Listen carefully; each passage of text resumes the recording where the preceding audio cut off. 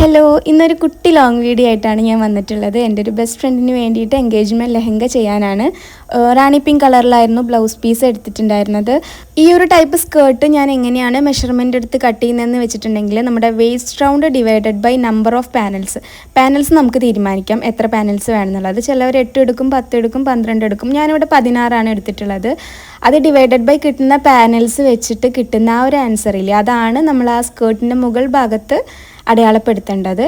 ഇത് ഞാൻ ഡീറ്റെയിൽഡ് ആയിട്ട് വേറൊരു ഷോർട്ട് വീഡിയോ ചെയ്യാം കേട്ടോ. സ്കേർട്ട് സ്റ്റിഫ് നെറ്റൊക്കെ വെച്ചിട്ടായിരുന്നു സ്റ്റിച്ച് ചെയ്തിട്ടുണ്ടായിരുന്നത്. പിന്നെ ബ്ലൗസിൻ്റെ കാര്യം പറയാനാണെങ്കിൽ മൈക്രോ ബീഡ്സ് ആയിരുന്നു ഞാൻ കുറച്ചും കൂടി ഷൈനിങ് കിട്ടാൻ വേണ്ടിയിട്ട് യൂസ് ചെയ്തത്. പക്ഷേ യൂസ് ചെയ്ത് ഒരു സ്ലീവൊക്കെ ചെയ്ത് വന്നപ്പോഴാണ് എനിക്ക് മനസ്സിലായത് സാധാ ബീഡ്സ് വെച്ച് ചെയ്യുന്നതിൻ്റെ ഇരട്ടി സമയം വേണം ഈ മൈക്രോ ബീഡ്സ് വെച്ച് ചെയ്യാൻ. അതുകൊണ്ട് തന്നെ എനിക്ക് വിചാരിച്ച ഡിസൈനിലേക്കൊന്നും കൊണ്ടുവരാൻ പറ്റിയില്ല.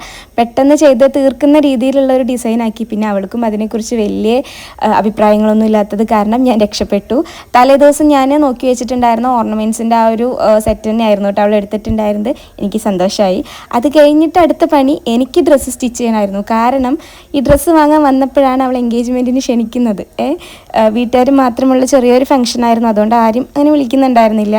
പിന്നെ പരിപാടി കുറച്ച് വലുതായപ്പോൾ ഞങ്ങളെ കൂടി വിളിച്ചു. അപ്പോൾ പിന്നെ ഞാൻ നോക്കുമ്പോൾ എനിക്കിങ്ങനെ ഫംഗ്ഷൻ ഇടാൻ പറ്റിയിട്ടുള്ള ഒരു ഡ്രസ്സും ഇല്ല.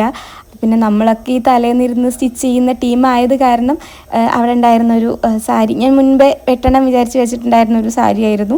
അപ്പോൾ അതെടുത്ത് വെട്ടിയപ്പോൾ എനിക്ക് തോന്നി ശരി എന്തായാലും വെട്ടി സ്റ്റിച്ച് ചെയ്യുകയാണ്, അപ്പോൾ ഒരു ചെറുതായിട്ട് എന്തെങ്കിലും ഹാൻഡ് വർക്ക് കൊടുത്താലോ.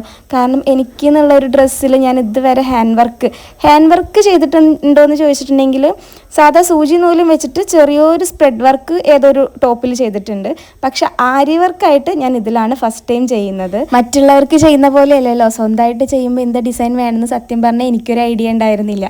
ഞാൻ വിചാരിച്ചു സിമ്പിളായിരിക്കണം, പെട്ടെന്ന് ചെയ്ത് തീർക്കാൻ പറ്റണം, എന്നാൽ ഒന്ന് ചെയ്തു എന്നുള്ളൊരു തോന്നലും വരണം. അപ്പം ഞാൻ അങ്ങനെ ഒരു ഫ്ലവർ ചെയ്തെടുത്തു. ഇതെന്ത് ഫ്ലവറാണ് ചോദിച്ചിട്ടുണ്ടെങ്കിൽ റോസാപ്പൂവിൻ്റെ ഒരു ആകൃതിയായിരുന്നു ഞാൻ ഉദ്ദേശിച്ചത്. പക്ഷേ ലോജിക്കായിട്ട് ചിന്തിച്ചാൽ ഇത് റോസാപ്പൂവിൻ്റെ അടുത്ത് കൂടെ പോയില്ല. കാരണം താഴത്തൊരു 2-3 ടൈപ്പ് ലീഫ് ഉണ്ട്.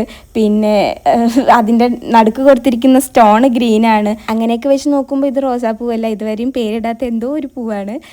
പിന്നെ ബോട്ടം പോർഷൻ ഞാൻ അംബ്രല്ല ആയിരുന്നു കൊടുത്തിട്ടുണ്ടായിരുന്നത്. യോക്കിൽ ചെറുതായിട്ടൊരു പ്ലീറ്റ്സിൻ്റെ ഒരു പരിപാടിയും ചെയ്തിട്ടുണ്ടായിരുന്നു. പിന്നെ പെട്ടെന്ന് തന്നെ സ്റ്റിച്ചിങ് ഒക്കെ ചെയ്തെടുത്തു. അത് കഴിഞ്ഞിട്ട് നെക്സ്റ്റ് ഡേ ആണ് എൻഗേജ്മെൻറ്റ്. പറഞ്ഞ സമയത്ത് എത്തുന്ന ശീലം നമുക്ക് പണ്ടേ ഇല്ലാത്തത് കൊണ്ട് ഞാൻ ഇത്തവണയും ലേറ്റായിട്ടായിരുന്നു എത്തിയിട്ടുണ്ടായിരുന്നത്. പക്ഷേ എനിക്ക് മുന്നേ വേറൊരാൾ അവിടെ എത്തിയിട്ടുണ്ടായിരുന്നു, ഇവൾ. ഞങ്ങൾ 8ാം ക്ലാസ് മുതലുള്ള ഒരു കമ്പനിയാണ് കേട്ടോ. പിന്നെ നമ്മുടെ ബ്രൈഡിൻ്റെ പേര് മേഘ എന്നാണ്. ഞങ്ങൾ +1 തൊട്ടിട്ടുള്ള ഒരു ഫ്രണ്ട്ഷിപ്പാണ്. ഈ ഒരു കോസ്റ്റ്യൂമിൽ ആളെ കണ്ടപ്പോൾ എനിക്ക് എന്താണ് തോന്നിയതെന്ന് എനിക്ക് എക്സ്പ്രസ് ചെയ്യാൻ പറ്റുന്നില്ല. കാരണം ഞാൻ ഭയങ്കര ഹാപ്പി ആയിരുന്നു. കാരണം എൻ്റെ ഒരുപാട് ഫ്രണ്ട്സിനായി ഇപ്പം ഞാനിങ്ങനെ ഡ്രസ്സൊക്കെ സ്റ്റിച്ച് ചെയ്ത് കൊടുക്കുന്നു. അപ്പോൾ അവരെ ആ ഒരു ലുക്കിൽ കാണുമ്പോൾ ഉണ്ടാകുന്ന സന്തോഷം എനിക്ക് എങ്ങനെ എക്സ്പ്രസ് ചെയ്യേണ്ടതെന്ന് അറിയില്ല. പിന്നെ ഞങ്ങൾ കൂടാതെ വേറെയും ഫ്രണ്ട്സൊക്കെ ഉണ്ട് കേട്ടോ. പക്ഷെ അവർക്കൊന്നും വരാൻ പറ്റിയിട്ടുണ്ടായിരുന്നില്ല. കുറേ ആൾക്കാർ പുറത്തായിരുന്നു. അങ്ങനെയൊക്കെ ഇനി ഈ ടീമിൽ ഞങ്ങൾ 2 മാത്രമേ കല്യാണം കഴിക്കാൻ ബാക്കിയുള്ളൂ. കല്യാണം കഴിച്ചില്ലെങ്കിലും ഞങ്ങൾ സദ്യ കഴിച്ചു. നല്ല അടിപൊളി സദ്യ ആയിരുന്നു. എല്ലാവരുടെയും കല്യാണത്തിന് പോയി കഴിച്ചതിന് ശേഷം മാത്രമേ കല്യാണം കഴിക്കുമെന്ന് തീരുമാനിച്ചിരിക്കുന്ന 2 പേരാണ് ഞങ്ങൾ. കുറച്ച് സമയം കിട്ടിയിട്ടുണ്ടായിരുന്നുള്ളൂ എങ്കിലും ഞാൻ അത്യാവശ്യം നല്ല ഹാപ്പി ആയിരുന്നു. കാരണം ഞാൻ അങ്ങനെ പുറത്തോട്ടൊക്കെ ഇറങ്ങൽ ഇപ്പോൾ ഭയങ്കര കുറവാണ്. ആകെ ക്ലോത്ത് എടുക്കാനും മെറ്റീരിയൽസ് വാങ്ങാനൊക്കെയാണ് പുറത്തോട്ട് പോകാറുള്ളൂ.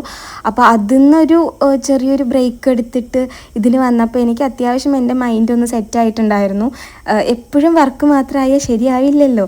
അപ്പോൾ എല്ലാം കഴിഞ്ഞ് ഞങ്ങൾ ബൈയൊക്കെ പറഞ്ഞ് ഇറങ്ങി. ഇനിയിപ്പോൾ നേരെ വീട്ടിലോട്ടാണ് പോകുന്നത്. അവിടെ പോയിട്ട് കുറച്ച് പെൻഡിങ് വർക്കൊക്കെ ഉണ്ട്. അപ്പോൾ മേഘയുടെ പിക്സ് ഞാനിതിൽ ആഡ് ചെയ്യുന്നുണ്ട് കേട്ടോ. അപ്പോൾ നിങ്ങൾക്ക് ഇഷ്ടമായിട്ടുണ്ടെങ്കിലും മറക്കാതെ ലൈക്ക് ചെയ്യണേ. Thanks for watching. ബൈ.